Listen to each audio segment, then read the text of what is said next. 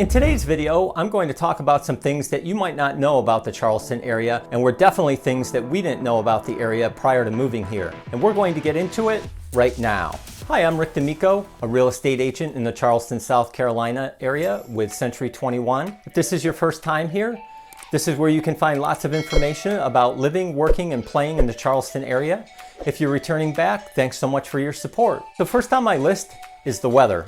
Most people know that it's hot and humid in Charleston in the summertime, and you might also be aware that it's mild in the spring and the fall. But we actually have 4 seasons here. Did you know that despite January's average high temperature of around 60 and lows of 40, that it actually gets cold enough to snow here? This is what it looked like just a couple of weeks ago in January, one Saturday morning outside our back porch. And in January 2018, it snowed 4 inches that stayed on the ground for a few days, and of course, closed schools and businesses. And that brings me to number 2 on the list, schools. When we were researching online before moving here, we were wondering about the public schools and what to expect. At the time, we had a middle schooler and one in elementary school, and we were very pleasantly surprised to find that schools here were very comparable to where we came from. And actually, our son now goes to Academic Magnet High School, which according to U.S. News and World Report, has been a top 5 high school in the entire country for the past few years. We definitely did not know about Academic Magnet when we moved here.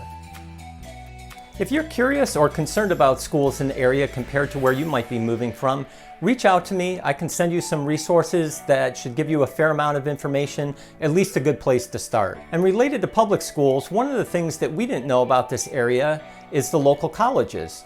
There's the College of Charleston, the Medical University of South Carolina, which is a very large teaching hospital, Charleston Southern University, as well as the Citadel.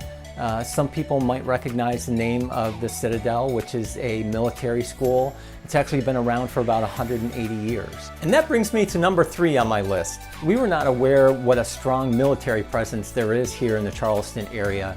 There's the Joint Base Charleston, which is a facility adjacent to the Charleston International Airport, actually shares runways. That supports both the Air Force and the Navy. There's also nuclear submarine training that goes on here. The VA hospital, I'm told, is one of the best in the country. The Coast Guard announced in 2020 that over the next few years, it plans to make Charleston a super base of operations on the East Coast that could rival San Diego and Norfolk, Virginia. Part of the reasoning is due to Charleston Harbor becoming one of the deepest seaports on the East Coast and the importance of Charleston as a major shipping hub. Number 4, employment and the economy. It's well documented that Boeing builds planes here, but we didn't know that Mercedes-Benz builds Sprinter vans here. Google has a data center located here. Just a couple of years ago, Volvo opened their new North American plant here to build SUVs, and in 2021, they announced an expansion to build electric vehicles here, which would also require an additional $120 million battery factory. Tech companies and medical-related companies are popping up all the time, and I also want to mention the need for construction and trade people to help here with all the construction that's going on. Plus, Charleston is a major cargo shipping center with 3 port terminals, and recently invested millions of dollars so mega container ships could dock at these terminals. There are countless subcontractors and suppliers to these and other manufacturing companies. There's numerous DoD contractors supporting the military here. So there's a lot of job growth in these areas. And speaking of growth, that brings me to number 5. Growth. The growth here is pretty consistent across the entire region. One of the things that we observed when we came to visit prior to moving here was that no matter where we went, it seemed there were new office buildings, retail stores, medical facilities, homes, apartments, new roads, expanding roads. It was just everywhere. The growth is due to the diverse economy that I just mentioned, plus it hasn't really slowed down due to coronavirus. If anything, it's brought more people here that can now work from anywhere, plus retirees continue to come here. If large companies are investing millions of dollars in this area, it seems safe to say the economy will continue to be very strong here for a long time. But unfortunately, that brings me to number 6, traffic.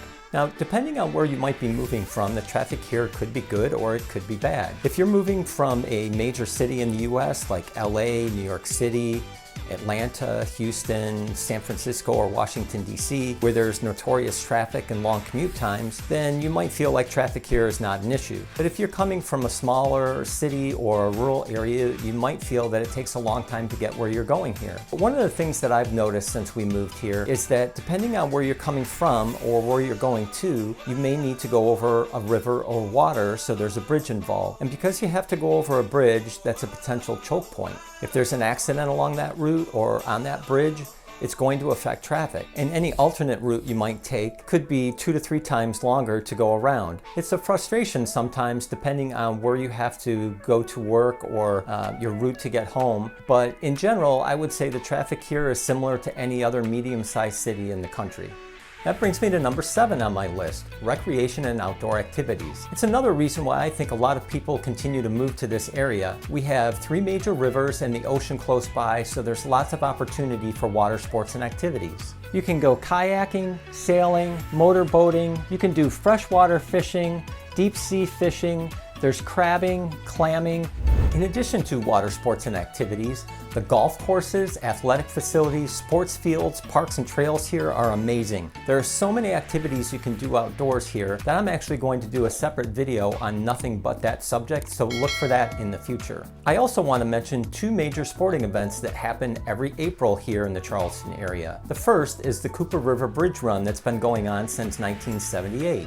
It's one of the largest 10K races in the country, if not the world, and it's capped at 40,000 participants. And the other is the Women's Tennis Association has a women's only tennis tournament here. It's been going on for 50 years, brings people from all over the Southeast and participants from all over the world. And that brings me to number 8. When we moved here, I didn't realize there are no major league professional sports teams.